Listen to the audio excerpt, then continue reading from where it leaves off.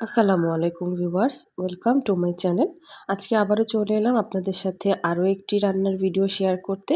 তো আজকে আমি বানিয়েছি চিকেন মোমো। তো সেইটার রেসিপিটাই আপনাদের সাথে শেয়ার করব। তো তার জন্য এখানে আমি 1.5 বাটির মতো ময়দা নিয়ে নিয়েছি আর দিয়ে দিয়েছি সামান্য পরিমাণে লবণ আর একটু খাবার সোডা। এখন এর মধ্যে আমি পানি এড করব। তো পানিটাকে আমি হালকা গরম করে নিয়েছি। এই যে দেখুন আমার হাতটা এখানে ডুবানো যায় সেরকম গরম করে নিয়েছি। অত বেশি গরমও না। এতে করে ডোটা একটু নরম, নরম হবে, ভালো হবে।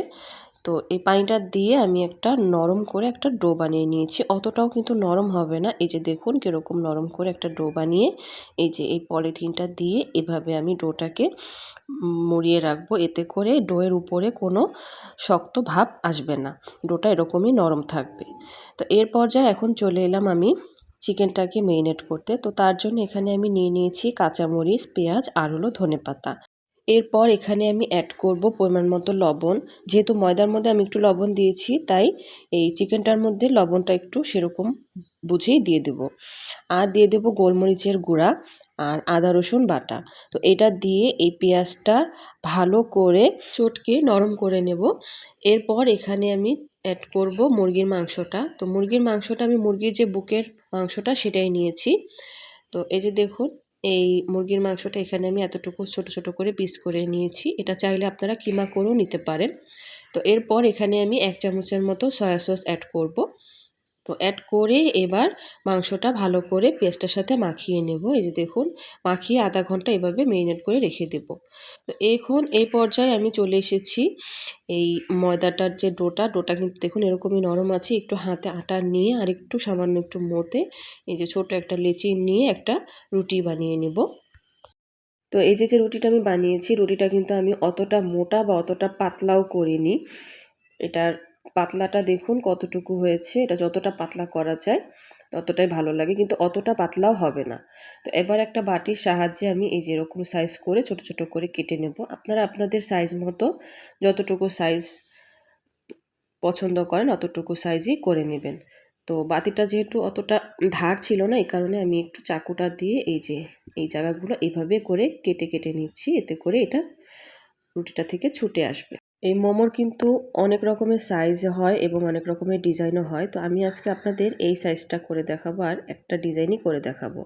তো এবার একটা রুটি নিয়ে এই যে এইভাবে অল্প অল্প করে মুরগির মাংস নিয়ে একটা মোমো বানিয়ে নিচ্ছি। মাংসের যে পুরটা ভিতরে দিবেন এটা কিন্তু আপনারা আপনাদের পছন্দ মতোই দিবেন। কিন্তু এই যে একটু পরিমাণ মতো অল্প দিলে কি হয়, এটা মুড়াতে সুবিধা হয় আর সবচেয়ে বড় কথা সিদ্ধ করার পর এটা বেরিয়ে যায় না। তো দেখুন এই যে এই ২ পাশটা আমি এভাবে ভালো করে চাপা দিয়ে এরকম করে ডিজাইন করে দিচ্ছি। এই একরকম ডিজাইন করে আমি সবগুলো মোমো বানিয়ে নিব।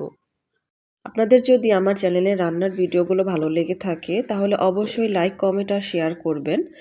আর আমার চ্যানেলে আরও রান্নার ভিডিওগুলো আছে, আপনারা চাইলে দেখতে পারেন। আশা করি খুবই ভালো লাগবে। আর আমার এই মোমোর রেসিপিটি ভালো লাগলে অবশ্যই একটি লাইক দিতে ভুলবেন না। এই যে ডিজাইনগুলো, এই ডিজাইনগুলো কিন্তু আপনারা আপনাদের পছন্দ মতোই ছোট বড় যেরকম ইচ্ছা সাইজ করে নিতে পারেন।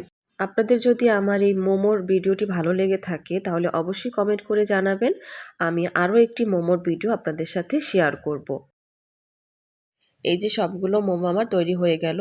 এবার এই মোমোগুলো আমি সেদ্ধ করতে চলে যাব। কিন্তু তার আগে এখানে আমি একটা সস তৈরি করে নেব। তো তার জন্য এখানে নিয়ে নেব আমি সয়া সস। তো সয়া সসটা আপনারা আপনাদের পছন্দ মতোই নিবেন। যতটুকু সস তৈরি করবেন ততটুকু হিসেবেই নিবেন, কিন্তু অতিরিক্ত নেওয়া যাবে না। আর এখানে আমি অ্যাড করব চিলি টমেটো সস আর সামান্য একটু চিনি। এটা দিয়ে ভালো করে এই যে দেখুন সসটাকে আমি এভাবে মিশিয়ে নেব। আপনারা চাইলে এখানে চিলি ফ্লেক্সটাও অ্যাড করতে পারেন, কিন্তু চিলি ফ্লেক্সটা আমি দিচ্ছি না যেহেতু আমার বাচ্চারা ঝালটা একটু কম খায়, তাই এখানে আমি চিলি ফ্লেক্সটা দিচ্ছি না। আর এখানে আমি নিয়ে নিয়েছি সামান্য একটু রান্নার তেল। রান্নার তেলের মধ্যে একটু সামান্য শুকনা মরিচের গুঁড়া দিয়ে এই যে এরকম করে একটু গরম করে এই সসটার ভিতরে এভাবে দিয়ে দেবো। এতে করে সসটার একটা আলাদা ঘ্রাণ আসবে আর খেতেও এটার টেস্টটা আরও বেড়ে যাবে। তো এটা দেওয়ার পর এই যে এরকম করে নাড়াচাড়া দিয়ে ভালো করে রেখে দেব ঠান্ডা হওয়ার জন্য। তো এ পর্যায়ে একটা কড়াইতে আমি পানি নিয়ে নেব মোমোটা সিদ্ধ করার জন্য। তো পানিটা বলক আসার পর এই যে মোমোগুলো এই পানির মধ্যে ছেড়ে দেব। তো মোমোগুলো আমি পানিতে সিদ্ধ করলাম, স্টিম না করে। তো স্টিম করলে কি হয় একটু সময় নেয়, আর পানিতে সিদ্ধ করলে অতটা সময় নেয় না। তো স্টিম করাটা যেরকম স্বাদ লাগে এভাবে পানিতে সিদ্ধ করলেও কিন্তু সেম স্বাদটাই লাগে। আপনারা এভাবে ট্রাই করে দেখবেন। আশা করি ভালো লাগবে। আপনাদের যদি আমার এই ভিডিওটি ভালো লেগে থাকে আর পরবর্তীতে আমার আরও রান্নার ভিডিওর আপডেটগুলো সর্বপ্রথম পেতে আমার চ্যানেলটিকে অবশ্যই সাবস্ক্রাইব করে পাশে থাকবেন। তো এই যে পানিতে সিদ্ধ করে মোমোগুলো আমার তৈরি হয়ে গেল। এই পানিতে সিদ্ধর মোমোটা কিন্তু স্টিমে মোমোর মতোই স্বাদ লাগবে। বাড়িতে আপনারা অবশ্যই এভাবে ট্রাই করবেন। ভালো লাগলে অবশ্যই কমেন্ট করে জানাবেন। এই শীতের সন্ধ্যায় গরম গরম ধোয়া ওঠা এই মোমোটা সস দিয়ে খেতে খুবই ভালো লাগবে। আশা করি ভিডিওটি আপনাদের কাছে খুবই ভালো লেগেছে। ভালো লাগলে অবশ্যই লাইক, কমেন্ট, শেয়ার করবেন।